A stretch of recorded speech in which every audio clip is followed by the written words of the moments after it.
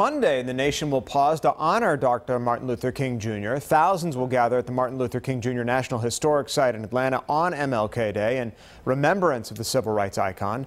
Fox 5's Deidre Dukes sat down with King's youngest child, Dr. Bernice King, CEO of the King Center, to talk about her father's life and legacy.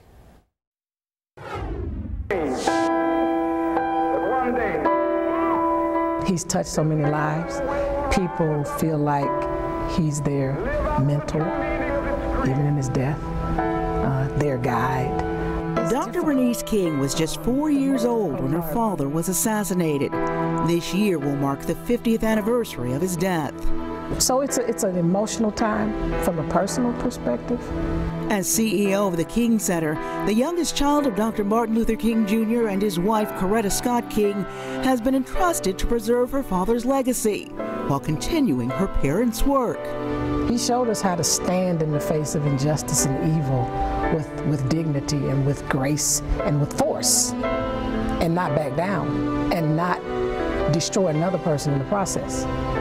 Not be the inflictor of violence himself, but to be a vessel of unconditional love that brought about some of the transformation that we experienced. In the years following Dr. King's death, Mrs. King would successfully spearhead the establishment of the Martin Luther King Jr. Center for Nonviolent Social Change, the National King Holiday, and the King Monument on the National Mall. That took a tremendous amount of work on my mother's part to expose him that way. Mrs. King would say she was married to the movement, working alongside her husband while raising the couple's 4 children, united in the fight for civil rights. She would prove unwavering in the face of violence, constant death threats, and the assassination of Dr. King in 1968. And had she not stood in those shoes, there would not be an iconic Martin Luther King Jr. The great civil rights leader honored just this week with the signing of a bill designating the King National Historic Site a national park, the first national park to honor an African American. He was very hated, one of the most hated in America when he was assassinated. Now he's one of the most loved in the world. Deidre Dukes, Fox 5 News.